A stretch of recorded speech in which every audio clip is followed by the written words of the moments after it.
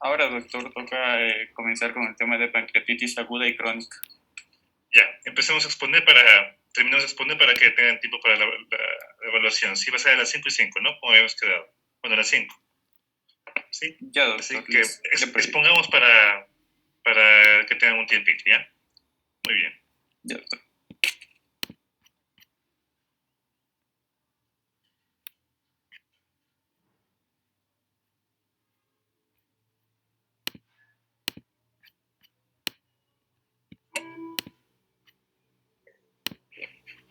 Buenas tardes con todos. El tema de hoy va a ser pancreatitis aguda y crónica. Vamos a continuar con lo que es el tema de pancreatitis aguda.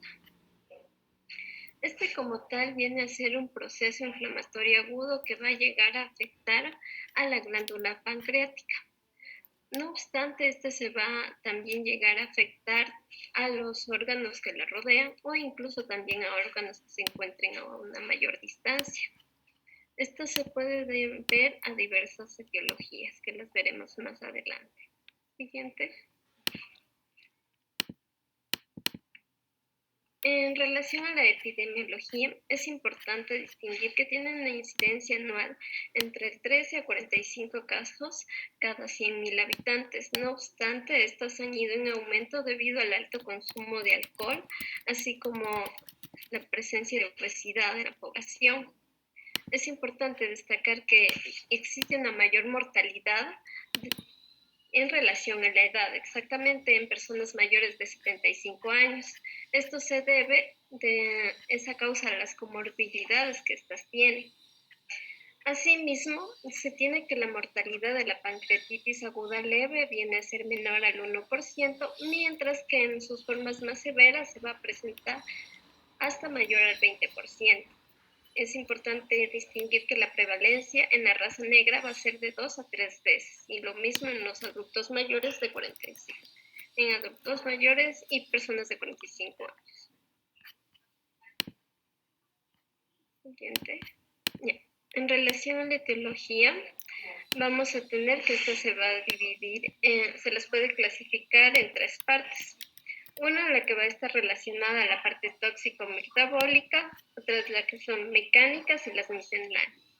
Las tóxico-metabólicas, estas van a ver influenciadas tanto por lo que es el consumo de alcohol, los triglicéridos, así como también la presencia del calcio, hiperparatiroidismo y drogas.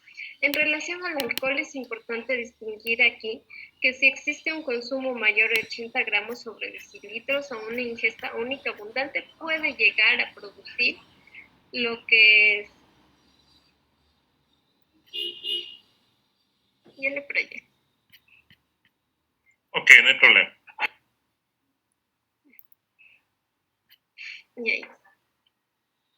Asimismo, como les mencionaba, en relación a los triglicéridos, es importante identificar que si estos son mayor a 1000 miligramos, estos nos pueden llegar a hacer un diagnóstico sugestivo de una pancreatitis. No obstante, si este ya es mayor a 2000, ya viene a considerarse como algo diagnóstico. Asimismo, también van a encontrarse aquí los fármacos dentro de lo que viene a ser como un origen de pancreatitis, como podrían verse influenciados el metronidazol, la furosemida e incluso también los aminosilatos. En relación a la parte mecánica, estos se van a encontrar relacionados cuando se produce alguna obstrucción que me genere una autodigestión en el páncreas. Esto se puede deber ya sea a la litiasis biliar, incluso la presencia de algún tumor ampular o tumor mucinoso papilar intraductal, coladococele, incluso malformaciones como puede ser el páncreas de división, páncreas anular o alteraciones de la unión ductal. En relación a las misceláneas, aquí se van a referir prácticamente a la presencia de una pancreatitis autoinmune o de origen viral que puede darse ya sea por herpes simplex, varicela zoster, citomegalovirus o incluso también se puede presentar por bacterias y también parásitos o incluso por una parte isquémica, traumática. Aquí cabe destacar que se puede presentar también post-CPR. Por lo tanto, se debe distinguir que las 3 causas más frecuentes de una pancreatitis se van a dar Principalmente el 50% van a ser de un origen biliar, mientras que de un origen alcohólico van a ser del 15 al 20%, mientras que el CPDE vendría a relacionarse un 5 al 10%. El siguiente, por favor. Es importante también identificar los subtipos de la pancreatitis. Tenemos tanto una edematosa intersticial, asimismo como una necrótica. La edematosa intersticial, esta se llega a presentar en un 85 al 90% de los casos. ¿Cómo se la va a observar a esta? Generalmente va a estar edematizada, va a presentar incluso un filtrado polimorfonuclear. Aquí se puede llegar a presentar lo que vienen a ser colecciones líquidas, peripancreáticas o incluso pseudoquistes. Mientras que en la necrótica es importante distinguir las áreas hemorrágicas y necróticas de las mismas. Esto se lo puede visualizar a través de la tomografía. Estas se van a visualizar de forma hipodensa. Es importante aquí identificar si existe o no la presencia de alguna infección, ya que puede llegar incluso a generar un fallo multiorgánico. Siguiente. Otra forma de clasificarlas viene a ser de acuerdo a su presentación. Una forma es la leve, en donde va a existir prácticamente la ausencia de alguna afección sistémica o fallo orgánico que no tenga complicaciones como tal. Mientras que la grave ya viene a presentar alguna complicación local que podría ser necrosis o incluso la presencia de pseudoquistes. También aquí entraría lo que es la falla orgánica persistente que sea mayor a las 48 horas. También se va a presentar lo que es una pancreatitis aguda recurrente cuando se han presentado 2 o más episodios, o la idiopática cuando no se conoce como tal la etiología, a pesar de haber realizado la evaluación clínica de laboratorio o imagen. Entonces, en relación a la presentación clínica, es importante distinguir sobre todo cómo se produce este dolor. Por tanto, este va a ser de un inicio súbito, va a irradiarse generalmente hacia los hipocondrios, lo que nos da la característica en el cinturón, pero también se puede irradiar hacia la parte de la espalda, lo que generaría un dolor en cinturón. Este generalmente viene a ser continuo, es de una intensidad severa y se produce tras la ingesta de comida copiosa. Comúnmente suele acompañarse de náuseas y vómitos durante las primeras 24 horas de evolución de los síntomas. Es importante también realizar lo que es una buena exploración física, debido a que vamos a encontrar hipersensibilidad a nivel de mi abdomen superior, así como también en mesogastrio. También vamos a observar que el abdomen va a generalmente presentarse distendido debido a que puede encontrarse un hilio paralítico, ya que también va a existir lo que es la ausencia del peristaltismo. Otra parte importante de lo que viene a ser en la exploración física es observar si es que existe exudado hemorrágico, como vienen a ser tanto el signo de Cullen como el signo de Gray-Turner. Estos se suelen presentar dentro de lo que viene a ser una pancreatitis necrotizante. No obstante, estos signos no van a ser patognomónicos para una pancreatitis. Siguiente. Entonces, vamos a lo que viene a ser el diagnóstico. Es importante distinguir tanto la parte clínica, analítica, como en la parte de imagen. En lo clínico vamos a distinguir, como ya mencionábamos, el dolor típico, cómo se presenta, si tiene signos o no acompañantes. Mientras que en la parte analítica vamos a identificar lo que es un hemograma, una bioquímica con presencia de amilasa, lipasa, si también evaluaremos las enzimas hepáticas, la glucosa, la función renal, también el calcio, el sodio y el potasio. Dentro de estos datos es importante distinguir que vamos a encontrar la amilasa y la lipasa mayor a 3 veces el valor normal. Asimismo, en un hemograma vamos a identificar la presencia de leucocitosis junto con neutrofilia. También se puede encontrar lo que es una hemoconcentración y en la analítica observaremos si es que existe la presencia de hipernatremia debido a que en estos pacientes es común que lleguen a deshidratarse. También pueden encontrarse lo que es hipocalcemia debido a que se va a producir una saponificación intraperitoneal del calcio. En relación a las pruebas de imagen, es importante realizar una radiografía de tórax, ya que esto nos va a permitir identificar si existe un derrame pleural, así como la presencia de atelectasias laminares en hemitórax izquierdo. Esto nos podría identificar cuál es el pronóstico del paciente como tal. Asimismo, se debe realizar una radiografía simple de abdomen, ya que va a permitir identificar imágenes cálcicas dentro del hipocondrio derecho. Van a estar relacionadas más con una pancreatitis de origen biliar. La ecografía, principalmente va a permitir identificar si hay edema, aumento de tamaño pancreático, así que mismo como descartar el origen de alguna pancreatitis de origen biliar. Lo que viene a ser la tomografía, esta viene a ser prácticamente la prueba de imagen de elección, ya que nos va a permitir identificar y clasificarla como tal. Esto vamos a descartar tanto si es que existe colecciones, pseudoquistes, así mismo como la presencia o no de necrosis. La coleoresonancia se la va a utilizar también para poder detectar la coledocolitiasis, así mismo como la presencia o no de alguna malformación pancreática, mientras que el CPRE, ya viene a ser recomendada tras la realización durante las primeras 24 horas frente a una pancreatitis aguda litiásica, ya para dar como tal una resolución que tiene como tal un objetivo de esfirentomía y asimismo la extracción de cálculos. Por tanto, se debe tener en conclusión 3 criterios para este diagnóstico, que es el dolor abdominal típico de la pancreatitis, la amilasa y o la lipasa mayor a 3 veces el valor normal, así como los hallazgos característicos de una imagen tomográfica. En resumen, vamos a tener que para el diagnóstico se debe necesitar una buena anamnesis, una buena exploración física, así como los exámenes de laboratorio y con ello inicialmente una radiografía de tórax y abdomen. Y de acuerdo a esto se va a valorar si existen o no los 2 criterios, que es la presencia de amilasa o lipasa, así como el dolor abdominal. Y si este tiene una presentación típica, ya podríamos dar el diagnóstico de pancreatitis. En caso de que tenga una presentación atípica, es recomendable realizar una ecografía y posteriormente una tomografía y observar los 3 criterios anteriores que se explicó.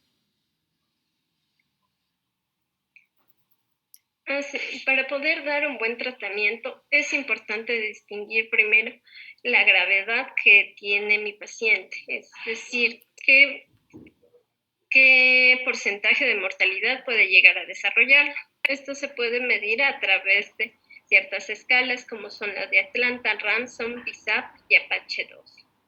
Dentro de los factores predictores que se deben tener en cuenta son la obesidad, es decir, un IMC superior a 30, la edad, que sean mayores a 65, el Apache mayor a 8, el Glasgow mayor o igual a 3 y la presencia o no de derrame pleural. Dentro de lo que vienen a ser los datos analíticos, es importante pedir un PCR, ya que esto nos puede llegar a indicar si es que existe o no una pancreatitis con necrosis, ya que su valor de corte va a ser de 150 miligramos sobre litro. Generalmente un hematocrito mayor o igual a 44, al ingreso ya viene a ser un signo de mal pronóstico.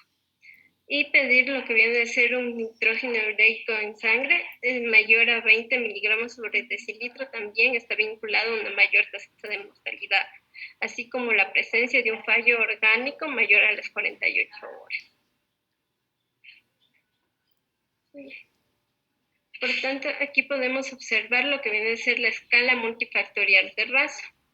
Generalmente se va a valorar tanto al ingreso como a las 48 horas.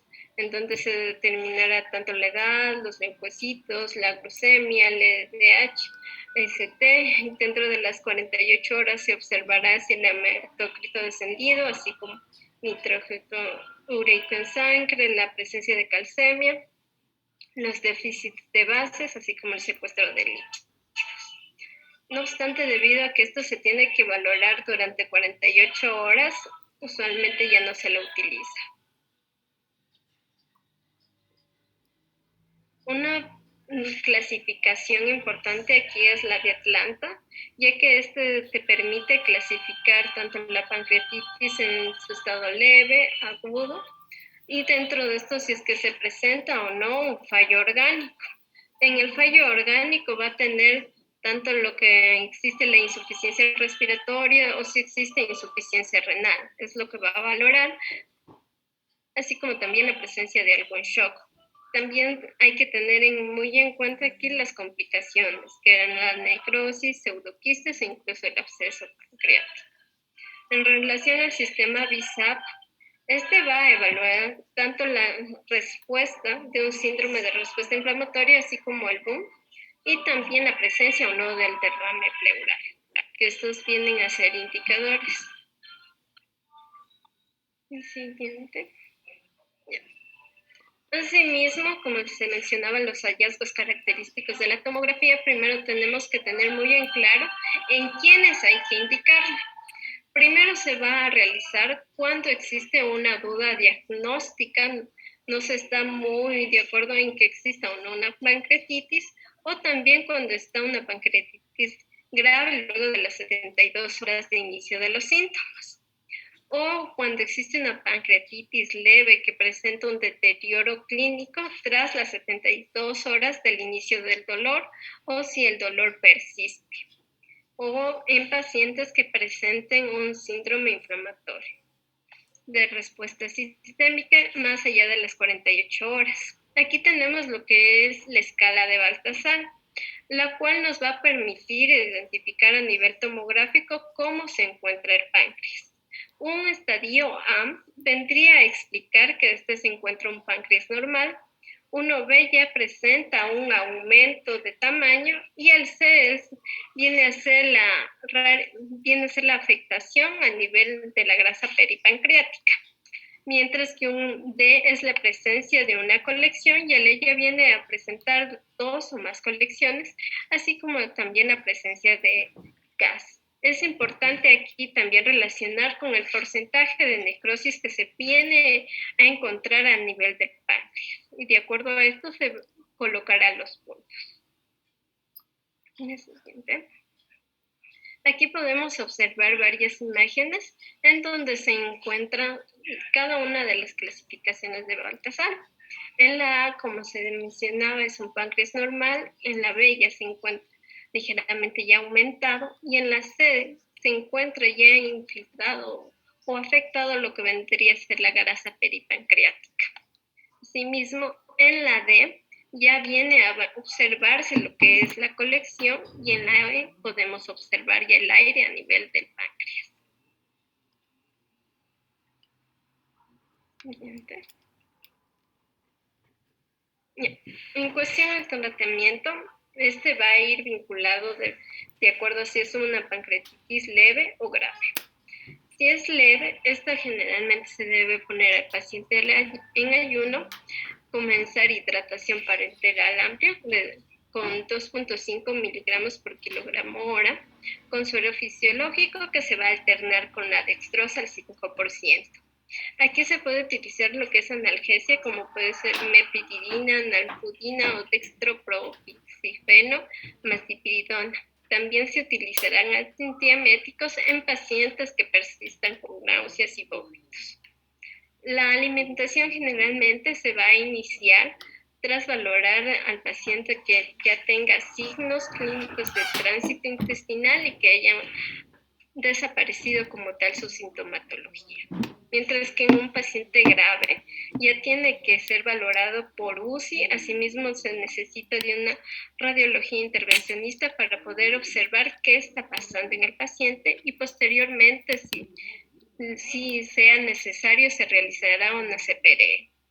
Entonces, en las medidas generales dentro de la pancreatitis grave, se debe tener en cuenta el acceso venoso central para poder medir la presión central venosa, asimismo como la colocación de una sonda nasogástrica en caso de que se presente vómitos o el hilio paralítico.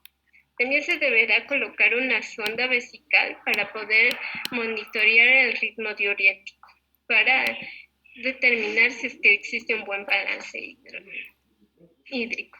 La oxigenoterapia continua debe estar con un monitoreo de saturación mayor o igual al 95% y sobre todo debe existir una hidratación parenteral ajustada. En cuestión a lo que viene a ser aquí el tratamiento, es importante identificar que la pancreatitis generalmente se va a asociar al secuestro de líquidos en el retroperitoneo, asimismo como la presencia de vasodilatación y como ya se mencionaba, el paciente va a estar deshidratado debido a los vómitos e incluso al incremento de pérdidas insensibles. Por lo tanto, es importante mantener lo que es una buena hidratación. No obstante, esto debe valorarse de acuerdo al paciente que tenga, porque a un paciente con derrame pleural no se le va a poder pasar tanto líquido en relación a un paciente que se encuentre prácticamente sin esta alteración. Entonces, los signos de deshidratación van a estar relacionados con el hematocrito mayor a 44, una urea plasmática mayor a 43 miligramos sobre decilitro, un BUN de 20 miligramos sobre decilitro, asimismo que a las 12 o tras de las 24 horas se hayan permanecido incrementadas. Por tanto, aquí es lo que se debe mantener una diuresis de 40 a 50 mililitros por hora. Entonces, al mantener hidratado al paciente, sobre todo se debe identificar si hay signos de sobrecarga por la hidratación. Como podemos observar, se debe identificar si hay la presencia de ingurgitación venosa yugular o la presencia del reflejo hepatoyugular esté aumentado, así como el llenado capilar que se puede llegar a retardar. Siguiente. Algo importante dentro del tratamiento es el soporte nutricional. El paciente generalmente se va a esperar a que éste se estabilice hemodinámicamente y se que va a empezar la nutrición integral después de las 48 horas de esta estabilización. Los requerimientos nutricionales se van a medir de acuerdo a 25 a 35 kilocalorías por kilogramo al día. Se puede dar por vía nasogástrica o nasoyeyunal. La nutrición parenteral, esta se va a mantener solo en caso de que el hilio persista o exista alguna dificultad en la colocación de la sonda. En caso de lo que viene a ser una pancreatitis aguda relación litiásica, se debe realizar lo que viene a ser las cirugías. Entonces, ¿qué papel cumple estas como tal? Si es una pancreatitis aguda litiásica, lo más correcto es realizar una colecistectomía para dejar de obstruir el paso como tal de la bilis. Mientras que una pancreatitis aguda litiásica necrotizante, esto se debe realizar tanto la colecistectomía para realizar la resolución también de la inflamación de las colecciones y con ello después valorar cómo se encuentra mi paciente. En la pancreatitis aguda necrotizante infectada, aquí lo más adecuado es realizar una necrosectomía, no obstante, esto debe ser lo menos invasiva posible, ya que puede causar que la infección se disemine. Resumiendo, entonces tenemos que al paciente con pancreatitis aguda se le debe realizar primero una monitorización constante de todos sus signos vitales, realizarle día con día lo que son analíticas de control, también mantenerlo hidratado y así como todo el control del dolor. ¿Cómo se va a realizar estas predicciones de cómo se encuentra el paciente? A través de las escalas mencionadas. Generalmente en UCI la que más se utiliza es la Apache 2. En caso de que el paciente no tenga una predicción de gravedad, ya pasaría a una dieta oral y con ello se le daría un tratamiento de acuerdo a la etiología que él tenga. Mientras que una pancreatitis que sea prácticamente grave, se va a valorar el ingreso a UCI y se va a realizar más estudios para determinar qué se le puede realizar al paciente. Por tanto, es importante conocer cuáles son las complicaciones. Hay complicaciones tanto locales como sistémicas. Las locales las vamos a sospechar prácticamente si persiste aún el dolor abdominal, si existe la elevación de enzimas pancreáticas o incluso ya comienza a darme signos de falla multiorgánica o incluso sepsis. Esto se va a valorar a través de la tomografía. Donde vamos a encontrar lo que son las colecciones líquidas pancreáticas agudas que generalmente van a aparecer a las 4 semanas. Estas van a carecer como tal de pared y se van a ver relacionadas con una forma intersticial edematosa. Y también tenemos la presencia de pseudoquistes, que estas vienen a ser colecciones de contenido líquido, van a tener una densidad más homogénea y aquí ya va a existir como tal una pared, pero esta no va a ser epitelizada de tejido fibroso. Generalmente van a aparecer entre la 4ª a 6ª semana de evolución de la pancreatitis. Ya. Otra forma local que se le puede encontrar vienen a ser las colecciones necróticas agudas o necrosis pancreática estéril. Aquí ya vienen a ser áreas focales o incluso pueden ser áreas difusas de tejido pancreático o peripancreático. Como tal, la pared ya no va a estar muy definida, pueden ser tanto intra o extra pancreáticos. En una necrosis organizada o también denominada encapsulada, como observamos en la imagen, vamos a observar que esta va a presentar una pared inflamatoria bien definida. Va a permitir identificar cada uno de los lóbulos y se presenta a partir de la 4ª semana de evolución de una pancreatitis aguda necrotizante, mientras también se puede presentar lo que es una disrupción ductal, que esta puede ser parcial o completa y se va a asociar con la necrosis pancreática. Y también puede existir lo que es una trombosis vascular, debido a que puede llegar a afectar a la vena esplénica e incluso la mesentérica superior o la porta. En relación a las complicaciones sistémicas, uno de los puntos es que se van a exacerbar las enfermedades que tenga el paciente, como puede ser una cardiopatía isquémica, EPOC, insuficiencia renal crónica. También pueden presentar un shock hipovolémico, insuficiencia respiratoria, distrés respiratorio, hemorragia también, debido a que puede existir lo que es el síndrome Mallory-Weiss, úlceras de estrés o un pseudoneurisma. En la insuficiencia renal aguda también puede llegarse a presentar en estos pacientes, así como la necrosis tubular aguda.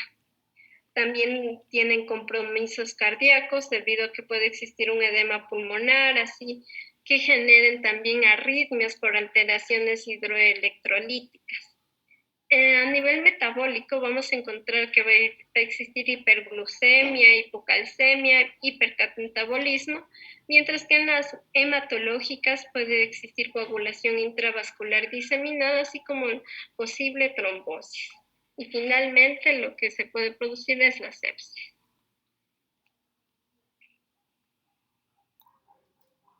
Muy bien, muchas gracias. ¿Le puede proyectar desde la primera diapositiva, por favor, Grace?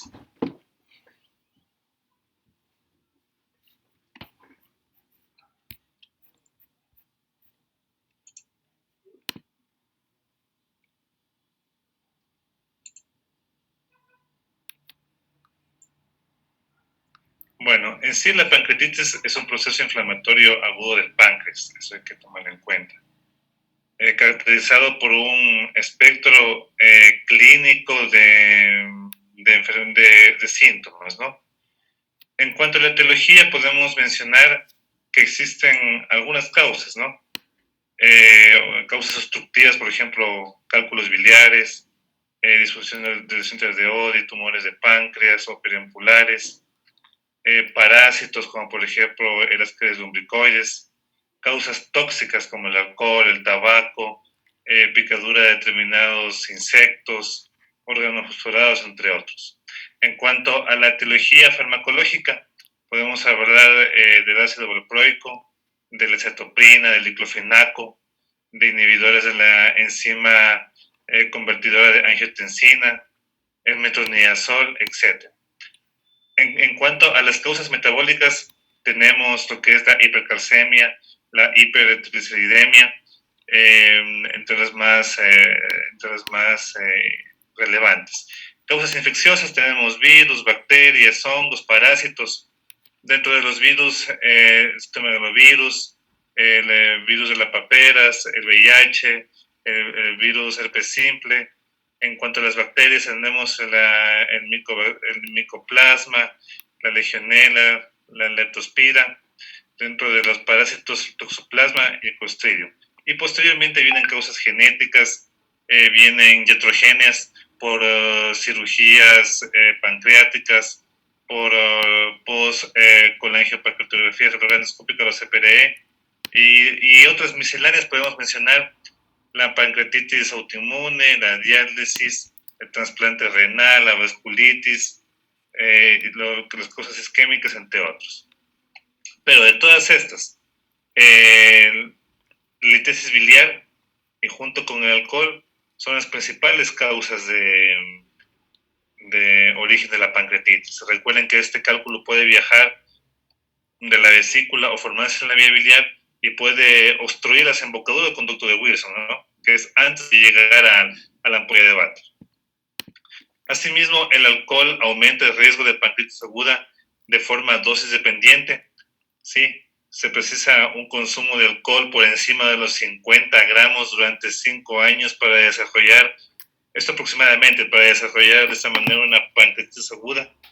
Y más aún, si se asocia alcohol con tabaco, el riesgo aumenta de manera exponencial. Los triglicéridos, hablábamos ahora de los triglicéridos, valores de los mismos mayores a 1000 miligramos sobre decilitro, son causa o factor de riesgo para el desarrollo de una pancreatitis.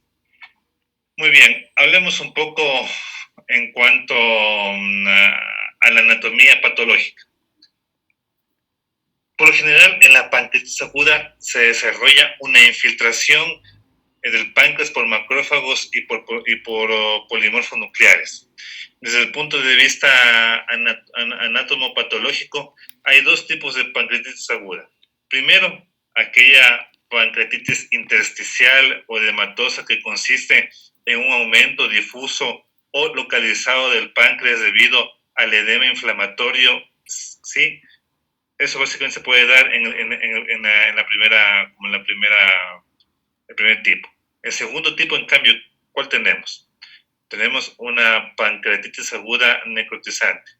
Aproximadamente entre un 5 al 10% de los pacientes pueden formarse una necrosis del parénquima, ¿sí? Y de la grasa peripancreática o de ambos. Por lo general, ya la pancreatitis aguda necrotizante se asocia a manifestaciones sistémicas con mayor frecuencia que la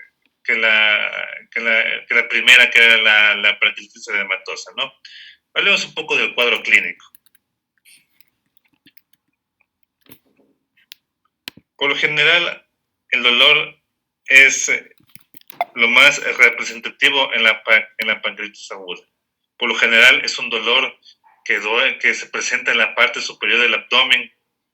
Puede sentirse en epigastro o hipocondrio derecho o izquierdo, y el mismo se puede irradiar en forma de cinturón a la región lumbar.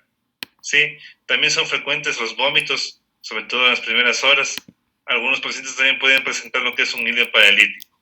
En los casos de origen biliar, el paciente suele referir cólicos biliares previos o síntomas de una colangitis aguda, en la cual se asocia a un síntoma febril, ¿no? Al hablar un poco del examen físico, lo más relevante, tenemos la aparición de esas coloraciones que se pueden dar en el abdomen, ¿no? por ejemplo, la aparición de un hematoma periumbilical, se denomina esto el signo de Guyen, o una coloración violácea, la cual se puede presentar en las paredes laterales del abdomen, en los flancos, ¿no? A esto vamos a denominar el signo de Grey-Turner. Cuando estos están presentes, o cuando aparecen, mejor dicho, ya podemos estar ante una pancreatitis necrotizante. También existen otros signos como la retinopatía de Purcher, la paniculitis subcutánea, la encefalopatía pancreática, entre otras, en cuanto al cuadro clínico. Pero lo que más va a privar o más va a resaltar es el dolor abdominal y las náuseas, ¿sí? Asimismo, existen criterios analíticos, ¿sí? Sistemas de predicción de la gravedad. Criterios SIRS, no sé si puede proyectar en lo que estábamos hablando.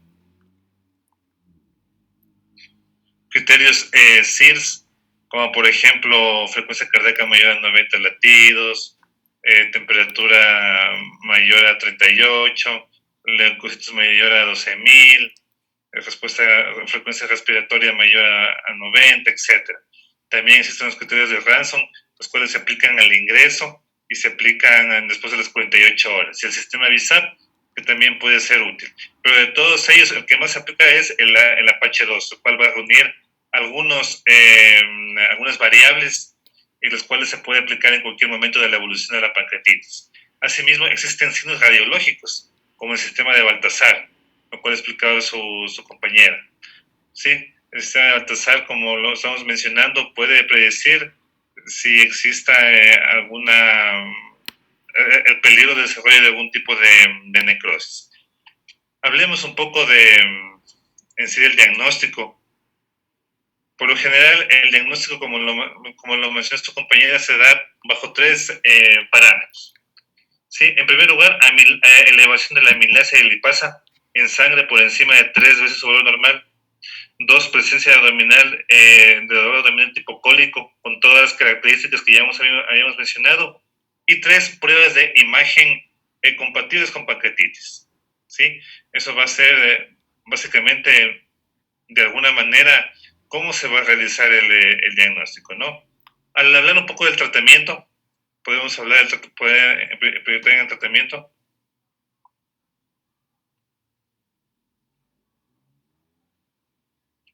Bueno, básicamente los pacientes en el tratamiento, cuando es una pancreatitis aguda leve, en primer lugar, NPO, nada por vía oral, cerrada la vía oral.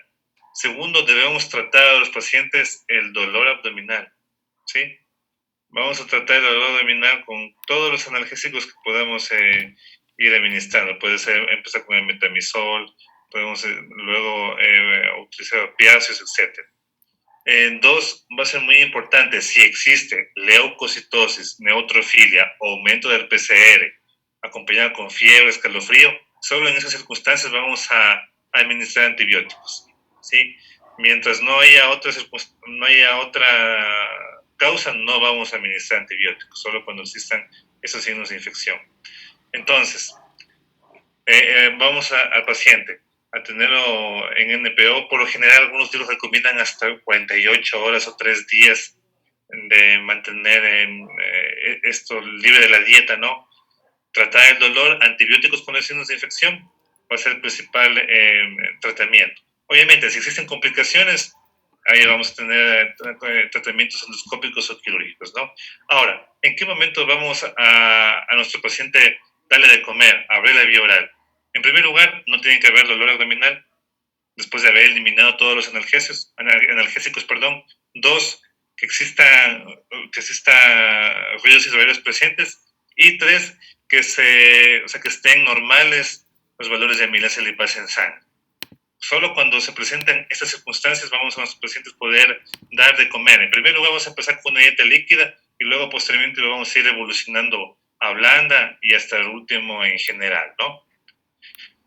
Muy bien. ¿Alguna pregunta está ahí?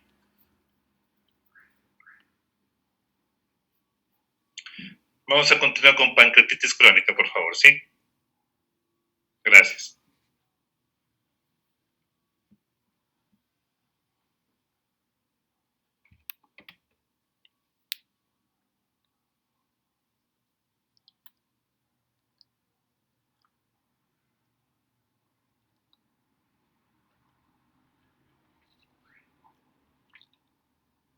Tal vez se observa ahí, doctor, disculpe. Sí, por supuesto. Ya. Ya. Respecto a lo que es la pancreatitis crónica, primero se debe saber que esta se define en sí como una enfermedad de carácter inflamatoria que va a ocurrir en lo que es el páncreas. Esta se puede dar con una presencia de cierta fibrosis en lo que es el parénquima, e incluso puede existir una cierta pérdida de lo que es el tejido funcional. Esto se va a observar en lo que son ya fases más avanzadas de lo que es la insuficiencia de carácter exócrino y endocrina de lo que es la glándula. Desde el punto de vista histológico, pues la pancreatitis crónica se va a encontrar definida por la presencia de un infiltrado de carácter inflamatorio, una fibrosis de lo que es el parénquima e incluso lo que es una pérdida progresiva de lo que es tejido exócrino. Aquí en la imagen observamos lo que es una vista microscópica de lo que es una pancreatitis crónica, en donde se observa una inflamación con una necrosis e incluso la presencia de hemorragia. Además se observa lo que son los signos pancreáticos residuales y aquí la lesión pues va a afectar primariamente a lo que son las células acinares y sin embargo también puede encontrarse afectando a lo que son vasos. Respecto a lo que es la pancreatitis crónica, esta se caracteriza porque puede permanecer asintomática durante bastante tiempo, llegando incluso a lo que es 3 años. Se dice que pues el diagnóstico, el hecho de basar el diagnóstico en lo que son síntomas sugestivos, hace que el médico pues haga un infradiagnóstico de lo que es la enfermedad.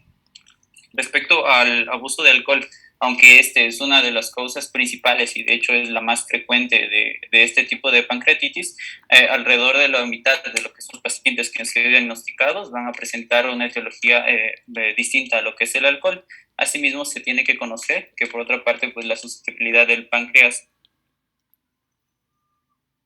de lo que es cada uno de los pacientes, porque va a variar entre lo que es cada uno de los individuos, como ya dije.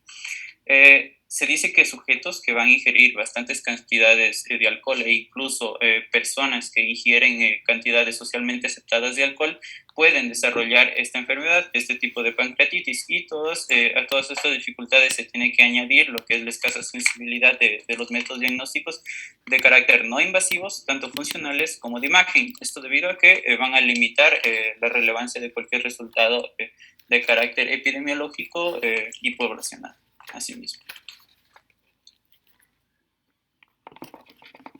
Respecto a la clasificación etiopatogénica, esta se va a dar principalmente a través de lo que es la clasificación actual del TIGARO. Se conocen distintos factores predisponentes para lo que es el desarrollo de una pancreatitis crónica y en base a la clasificación TIGARO se va a encontrar divididos en lo que son tóxico-metabólicos, idiopáticos, genéticos, autoinmunes, asimismo lo que es una pancreatitis aguda grave, recurrente, y también se puede encontrar lo que es una de carácter obstructivo. En lo que son ya países más industrializados, se dice que el alcohol principalmente va a ser alrededor de un 50 a un 70% de la causa en lo que es pancreatitis crónica, y también se han relacionado lo que son distintos tipos de mutaciones en lo que es que se encuentran relacionadas con la activación del tripsinógeno, que es el PRSS1. Asimismo, se conocen dos tipos de lo que es pancreatitis autoinmune. La primera, que es el tipo 1, se va a asociar a lo que es una afectación de carácter autoinmune y una elevación de lo que son principalmente los niveles séricos del IG4. Y el tipo 2, vuelta, va a encontrarse afectando exclusivamente lo que es el páncreas. Y aquí se va a observar en este tipo de pacientes niveles de IG4 de carácter normal. Respecto pues a la obstrucción de lo que es el conducto pancreático, esto puede favorecer a lo que es un desarrollo de una atrofia de carácter glandular en lo que son los segmentos proximales del páncreas. Respecto a lo que son las manifestaciones clínicas, el diagnóstico se va a ver limitado principalmente porque el índice de sospecha en ausencia de pacientes que no consumen alcohol o que consumen cantidades de alcohol aceptadas socialmente va a ser bastante bajo. Los síntomas y los signos de este tipo de pancreatitis, que es la crónica, a diferencia de la aguda, van a ser inespecíficos y la edad de presentación clínica va a encontrarse relacionada con lo que es la etiología de la enfermedad, principalmente en lo que es respecto a la pancreatitis crónica de carácter alcohólica. Los síntomas van a aparecer frecuentemente entre lo que es la tercera y la quinta década de vida. Entre las formas idiopáticas y lo que es otras formas que pueden observar, estas se van a presentar en lo que son edades más tardías. Respecto a las manifestaciones clínicas, el dolor abdominal va a ser uno de los síntomas más frecuentes. Este se va a encontrar principalmente, se va a localizar en lo que es el epigastrio y se va a irradiar a lo que es la espalda o puede irradiarse también a lo que es el hipocondrio izquierdo. En caso de que aquí el dolor nos dice en el libro que en caso de que el dolor sea de predominio postpandrial, se tiene que sospechar de que va a existir un proceso obstructivo ductal de carácter pancreático. Y asimismo, cuando es lo que es un dolor secundario o a lo que es una pancreatitis crónica, esto, puede presentarse de forma continua y va a aparecer, se caracteriza porque va a aparecer de forma recidivante, bastante repetitiva. También se pueden observar en esta pancreatitis lo que es la cierta presencia de una estatiorrea, que es una diarrea crónica. Esto también es una manifestación de carácter tardía, bastante tardía de la enfermedad, y se caracteriza porque va a existir una pérdida de más de alrededor de un 90% de la función exócrina pancreática para que se desarrolle lo que es esta diarrea crónica con estatorrea. Asimismo, la insuficiencia pancreática de carácter endocrina se va a manifestar en forma de hiperglucemia en este tipo de pacientes y diabetes mellitus insulino dependiente. La pérdida de peso también es una manifestación de carácter bastante tardía en este tipo de pancreatitis. Y bueno, sin embargo, esta también puede tener un origen de carácter multifactorial, pudiéndose encontrar relacionado con la reducción por parte del paciente de lo que es la ingesta de comida. Esto como consecuencia de las molestias que ya dije que se pueden originar, lo que es postpandriales. Asimismo, también esta pancreatitis se puede relacionar con lo que son alteraciones en lo que es la motilidad gastrointestinal, y esto va a causar lo que son los síntomas dispépticos, que van a ser también de predominio postpandrial. Ya. Respecto a lo que es los métodos diagnósticos, las dificultades clásicas que se encuentran asociadas a lo que son la toma de biopsias del páncreas han limitado lo que es la histología, el papel que desempeña, que es bastante importante de la histología, en lo que es el diagnóstico de la pancreatitis crónica. Entre los métodos diagnósticos principales se van a observar dos, que van a ser las pruebas de imagen y las pruebas de función pancreática. Entre las pruebas de imagen siendo uno de los métodos más utilizados lo que es el UC y el CPRM con secretina asociada, ARNM con gadolinio, y lo que es en la prueba de función pancreática, siendo lo que es el test de intubación duodenal o el test de heces también, de los cuales ya voy a hablar más adelante. Respecto a lo que son las pruebas de imagen, la pancreatitis crónica se va a caracterizar porque van a aparecer lesiones de carácter histopatológicas progresivas, que van a encontrarse relacionadas con alteraciones ya sean ductales, tanto como de carácter parenquimatosas. En lo que respecta a las ductales, estas se pueden detectar mediante lo que es el uso de una colangiopancreatografía de retrógrada de carácter endoscópica, o también conocida como el CPR, o también lo que es la colangiopancreatografía por resonancia magnética, que es el CPR. También se puede hacer uso de lo que es la ultrasonografía endoscópica, o también conocida como el UCE, y esta, lo que es respecto a la pancreatitis que se encuentra condicionada por lo que es una causa parenquimatosa, se va a utilizar principalmente o se va a hacer diagnosticar mediante la ultrasonografía endoscópica, la tomografía computarizada o también lo que es una resonancia nuclear de carácter magnética. En la actualidad, pues se considera lo que es la ultrasonografía endoscópica o UCE como el método más sensible y eficaz para lo que es el diagnóstico de la pancreatitis mediante lo que es la valoración de los criterios que aquí se observan. Por ejemplo, se observan lo que son criterios parenquimatosos y criterios ductales. Entre los parenquimatosos vamos a tener, por ejemplo, la observación de puntos hiperecogénicos con sombra acústica, la presencia de quistes, bandas hiperecogénicas, incluso lo que es una lobularidad con o sin patrón en panal de abeja. Y en lo que respecta a lo que son los criterios ductales, se van a observar lo que son cálculos en el conducto pancreático principal, también lo que es una dilatación de las ramas colaterales, también márgenes hiperecogénicos del conducto pancreático principal. Respecto, pues, al papel de la UCE, esta va a permitir, o la ultrasonografía, lo que es endoscópica, va a permitir lo que es un estudio de alta definición, tanto de lo que va a permitir del parénquima pancreático, así como del conducto principal y de los colaterales. La sensibilidad de este tipo de este estudio va a ser bastante alta para la detección de cambios precoces en lo que es la pancreatitis crónica, y una ventaja va a ser que esto puede llevarse a cabo mediante una punción guiada de lo que es el parénquima pancreático para luego realizar lo que es un estudio histopatológico. Y a pesar, bueno, de lo que los estudios de eficacia diagnóstica en pancreatitis crónica siempre se encuentran limitados por la ausencia de un patrón de oro aceptado, la presencia de 3 o más criterios ecoendoscópicos en lo que es pancreatitis crónica va a ser ya muy sugestiva para el médico de esta enfermedad que esté presentando el paciente. Respecto a las pruebas de imagen, lo que es la CPRM con secretina asociada a RNM con gadolinio, las alteraciones ductales van a definir la presencia de lo que es una pancreatitis crónica, y esto se observa en esta tabla, en donde se va a observar lo que es criterios ductales, en donde se observan lo que es cambios cuando existe la presencia de cambios equívocos, cambios leves, cambios moderados, incluso lo que es llegando a cambios ya bastante graves. Aquí la eficacia de este tipo de estudio es bastante elevada y va a ser, imprescindible en lo que es el estudio pancreático de carácter basal, y luego de una inyección, esto, va a ser intravenosa, de secretina. Esto va a permitir lo que es obtener cifras de sensibilidad para que el médico pueda realizar un diagnóstico lo que es lo más adecuado y acertado.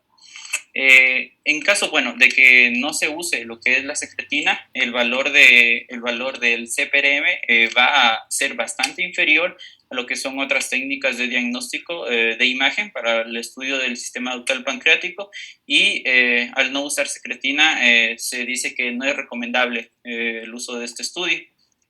Respecto al papel de la tomografía computarizada en el diagnóstico de pancreatitis aguda, va a ser de pancreatitis crónica, va a ser bastante limitado, ya que su utilidad se va a centrar principalmente en lo que es la detección de complicaciones de la enfermedad, y la eficacia de la resonancia magnética va a ser muy similar a lo que es de la tomografía computarizada. Sin embargo, la última va a permitir evaluar lo que es el grado de fibrosis parenquimatosa a través de un estudio dinámico de lo que es la intensidad de la señal pancreática, luego de haber realizado una inyección de gadolinio.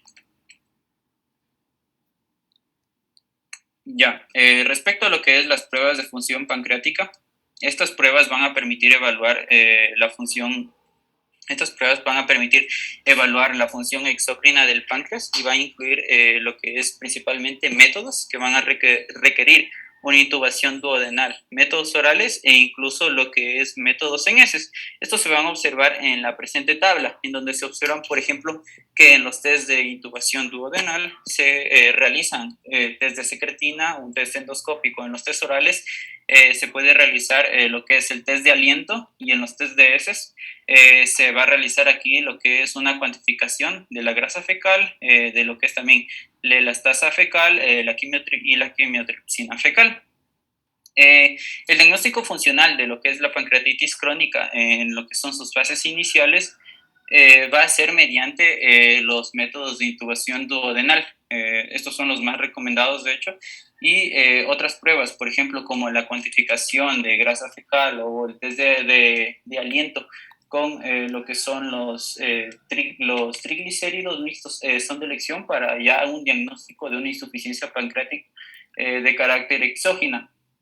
En caso de que se observen lo que son signos de maldigestión, grasa, en lo que es pacientes que ya han sido diagnosticados con pancreatitis crónica previamente.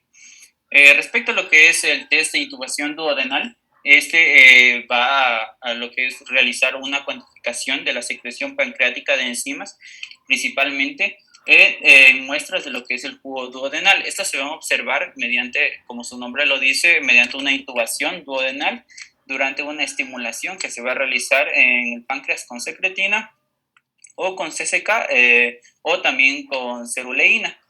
Pues es más eficaz que para el diagnóstico de una pancreatitis crónica y va a tener unas cifras de sensibilidad y especificidad que van a llegar a alcanzar incluso lo que es el 95%. Respecto al test de insuficiencia pancreática exócrina, maldigestión, bueno, se va a realizar una cuantificación de la grasa fecal o también un llamado lo que es el test clásico de Van de Kamer. Va a lo que es a lo largo de los años se ha mantenido como un patrón de oro que permite lo que es el diagnóstico de la insuficiencia pancreática exócrina con maldigestión de grasa y principalmente lo que se va a realizar aquí es un cálculo del coeficiente de absorción grasa mediante el conocimiento de la grasa que ha ingerido el paciente y asimismo que ha excretado durante 72 horas consecutivas. Principalmente tiene bastantes inconvenientes a pesar de que es un test bastante aceptado y confiable. Tiene inconvenientes debido a, bueno, principalmente para el paciente, debido a que va a seguir una dieta estricta con una cantidad concreta de grasa durante 5 días y se va a recolectar lo que es la cantidad total de heces excretadas durante los últimos 3 días. Y asimismo va a causar ciertos inconvenientes para el personal del laboratorio debido a que va a trabajar con volúmenes elevados de heces. Respecto al test de heces, aquí se va a realizar lo que es una cuantificación de las enzimas pancreáticas en una muestra aislada de heces. Se va a lo que es realizar una evaluación de la quimiotripsina fecal, en donde, bueno, esta claramente se ha visto superada por lo que es la cuantificación de la elastasa fecal. La elastasa va a ser siempre más sensible y va a ser más específica que la quimiotripsina y va a ser un buen test de lo que es el cribado de la pancreatitis crónica en donde se sospecha ya en pacientes que tienen esta patología. Respecto pues a la quimiotripsina, esto se va a usar principalmente para diagnosticar enfermedades del páncreas, método de evaluación, en donde se van a, por ejemplo, va a permitir diagnosticar lo que es pancreatitis, fibrosis quística, incluso se puede usar en lo que es la desnutrición o también, bueno, esto es donde va a ser una afección en la que el cuerpo no va a obtener calorías, vitaminas o minerales que van a ser necesarios para la buena salud del paciente. Respecto a la quimiotripsina, bueno, esta es una enzima que se encuentra liberada por el páncreas durante la digestión y, bueno, en caso de que se liberen cantidades que sean más bajas de lo normal, esto va a significar que el páncreas no se encuentra produciendo suficientes enzimas para digerir bien los alimentos y esto va a ser conocido como una insuficiencia pancreática. Respecto a la elastasa, esta va a ser vuelta a una enzima que va a ser producida por un tejido especial del páncreas. Va a ser un órgano que se encuentra situado, bueno, en la parte superior del abdomen y la elastasa va a ayudar a descomponer principalmente las grasas, las proteínas y los carbohidratos. Luego de comer es bastante clave en lo que es el proceso digestivo y asimismo también esta prueba elastasa en un páncreas sano, pues la elastasa se pasa en las heces. Respecto pues a los valores normales de la elastasa, esto se puede realizar lo que es la determinación de la elastasa 1 en deposiciones mediante la técnica de ELISA, que es un test que ha sido utilizado en bastantes laboratorios y en donde el valor normal va a ser mayor a 200 microgramos microgramos sobre gramo por deposición y valores entre 100 a 200 ya van a determinar que existe una cierta insuficiencia pancreática exócrina moderada y bueno, cuando va a ser ya menor de 100 incluso va a llegar a ser severa en este tipo de pacientes. Ya, respecto al diagnóstico de la pancreatitis crónica clínica, la clave diagnóstica, bueno, en este tipo de pancreatitis va a ser una adecuada sospecha clínica, en donde pues la situación de menor dificultad va a constituir el paciente que va a presentar una pancreatitis aguda de carácter recidivante o una pancreatitis aguda bueno, como causa de ya sea alcohólica o idiopática, debido a que esto va a requerir bueno, que todas estas van a requerir una adecuada inspección de lo que es el páncreas. Incluso se puede observar cierta presencia de dolor epigástrico que no va a ceder con, ya sea con medicamentos como por ejemplo los inhibidores de bomba de protones, o también un dolor que puede llegar a irradiarse a la espalda, o incluso un dolor de espalda puede ser ya sea dorsal bajo o lumbar alto, que puede darse a consecuencia de que no se presente una patología, ya sea de carácter osteoarticular o renal, que justifique este tipo de dolor. En caso de que el médico ya sospeche de que existe esta pancreatitis, el primer método de diagnóstico a aplicar va a ser la ecoendoscopía, o también lo que es la CPRMN con uso de secretina, o también lo que es la RNM, que es la resonancia magnética.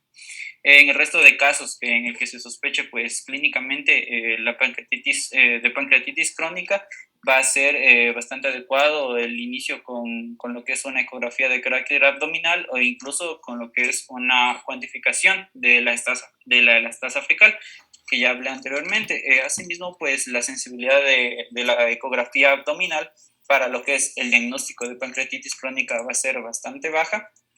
Sin embargo, lo que es las calcificaciones o una marcada dilatación del Wirsum va a ser bastante específica para esta enfermedad.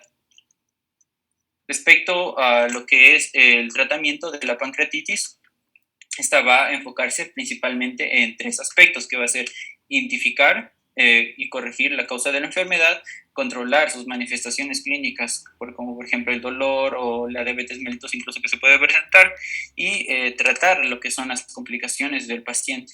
En lo que respecta a lo que es el tratamiento etiológico, se va a obligar lo que es al paciente la abstinencia absoluta de alcohol y de tabaco en todos los casos, así independientemente de la etiología de la enfermedad, independientemente, claro, de la causa de este tipo de pancreatitis, y el tratamiento con corticoides va a ser de elección en lo que es una pancreatitis crónica que va a tener una etiología de carácter autoinmune.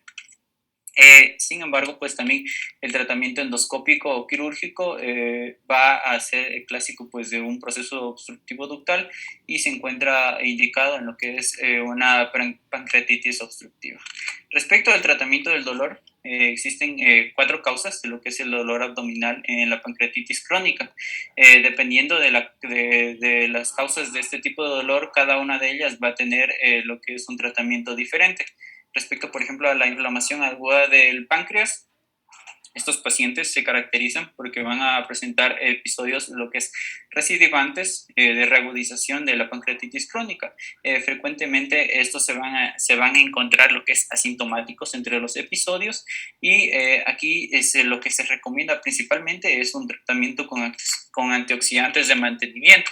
Respecto a la infiltración inflamatoria, lo que son en las terminaciones nerviosas pancreáticas, va a observarse, bueno, aquí una inflamación neural o incluso perineural, que va a ser constante en lo que es la pancreatitis crónica y va a ser una de las causas más relevantes, incluso frecuentes del dolor en este tipo de pacientes. Aquí, se va a empezar, bueno, o la base del tratamiento es la administración de analgésicos en este tipo de pacientes. Respecto a, bueno, a la hipertensión intraductal o intrapancreática, aquí vuelto va a ser un dolor de carácter secundario a hipertensión intrapancreática, y esto se caracteriza porque se va a presentar de carácter postpandrial, y en estos casos, bueno, el tratamiento se va a enfocar a que se reduzca la secreción postpandrial pancreática. Aquí se va a administrar lo que es, por ejemplo, derivados de una somatostatina o incluso lo que es el tratamiento endoscópico de obstrucciones del conducto pancreático principal. Y respecto a lo que son las complicaciones, lo que son pseudoquistes pancreáticos crónicos, también se puede observar en lo que son obstrucciones del cólico intrapancreático o de segmentos duodenales, que estos también pueden causar lo que es cierto dolor abdominal en lo que son pacientes que presentan pancreatitis crónica. Respecto pues al primer paso del tratamiento del dolor en pancreatitis crónica, va a ser siempre la abstinencia del paciente absoluta de bebidas alcohólicas y del tabaco. Y también lo que es una administración mantenida de antioxidantes va a ser bastante recomendable, principalmente pacientes con pancreatitis crónica, no principalmente solo por el efecto positivo que tienen estos sobre el dolor, sino que también porque estos permiten lo que es frenar la progresión de lo que es el proceso inflamatorio de esta enfermedad. Respecto pues a lo que es el tratamiento analgésico, este va, bueno, principalmente se lo va a realizar siguiendo un protocolo que va a ser el uso primero de lo que son analgésicos no opioides, luego una asociación de analgésicos no opioides con un opioide suave, por ejemplo, luego va a ser el uso de opioides potentes como la morfina, como por ejemplo parches de fentanilo, también, bueno, el uso del paracetamol y el metamizol, que son fármacos de elección para lo que es el tratamiento inicial del dolor en pancreatitis crónica. Respecto pues a la inhibición de secreción, bueno, esto se va a hacer mediante el uso de altas dosis de enzimas pancreáticas y bueno, esto se dice bueno, que es bastante útil en lo que son pacientes que tienen dolor de predominio postprandial. Respecto al tratamiento quirúrgico, esto se lo realiza mediante una resección de una masa inflamatoria del páncreas o también de lo que es un drenaje del conducto pancreático, principalmente lo que es una pancreático yeyonostomía lateral. Esta va a ser muy efectiva en lo que es un alivio del dolor secundario a pancreatitis crónica. También existen, bueno, otros tipos de tratamiento, como por ejemplo el uso de medicamentos y vitaminas. Aquí el médico puede recomendar el uso de enzimas que pueden ayudar con la digestión, también o vitaminas, lo que es A, D, K, incluso en pacientes, bueno, que ya presentan aquí una cierta mala absorción. También se puede realizar lo que es un cierto tratamiento para lo que es la diabetes. ¿Por qué? Debido a que la pancreatitis crónica puede llegar a causar una diabetes. Y bueno, en caso de que el paciente tenga diabetes, el médico, tiene que actuar junto con el paciente para desarrollar un nuevo tipo de dieta y también lo que es acordar una monitorización, perdón, de la glucosa en la sangre y chequeos regulares en este tipo de pacientes. Respecto pues a lo que es ya la cirugía, bueno, ya dije que van a existir métodos para aliviar lo que es la presión, se van a realizar o la obstrucción de lo que es el conducto pancreático e incluso lo que es extirpar la parte dañada o que se encuentre infectada del páncreas. Respecto pues a lo que es el tratamiento de la insuficiencia pancreática, esto, bueno, principalmente se va a realizar en lo que es, bueno, considerando que existen dos tipos, que es de carácter exócrina y de carácter endocrina. En lo que es la insuficiencia pancreática exócrina, esto, bueno, se conoce como la situación en la que es el páncreas no es capaz de mantener su función digestiva normal, y lo que es la insuficiencia exócrina se va a asociar principalmente a lo que es la maldigestión. La esteatorrea, pues clínicamente evidente, no va a ser frecuente en este tipo de pancreatitis crónica, ya que la reducción progresiva de lo que es la función pancreática a lo largo de los años hace que el paciente adapte lo que es su dieta, limitando la ingesta de grasas y bueno, esta adaptación va a ser bastante inconsistente. En lo que es el tratamiento de la insuficiencia pancreática exócrina se va a basar principalmente en lo que es la administración de preparados enzimáticos de microesferas. Y bueno, respecto a lo que es el tratamiento de la insuficiencia pancreática endocrina, bueno, la diabetes secundaria, lo que es a la pancreatitis crónica, se va a asociar a lo que es la alteración de la síntesis y la liberación de insulina. Y aunque pues la insuficiencia pancreática endocrina se encuentra pues, bueno, es secundaria a pancreatitis, lo que es crónica, debe ser tratada esta por endocrinólogos y conviene pues conocer los hechos diferenciales de lo que es respecto a la diabetes mellitus primaria en este tipo de patologías. En lo que respecta a las complicaciones, principalmente existen lo que es por ejemplo, la presencia de un pseudoquiste pancreático, incluso lo que es un desarrollo de un absceso pancreático. También se puede observar estenosis biliar o una obstrucción duodenal en este tipo de pacientes. Y como ya manifestó mi compañera en la pancreatitis aguda, también puede existir lo que es un pseudoaneurisma.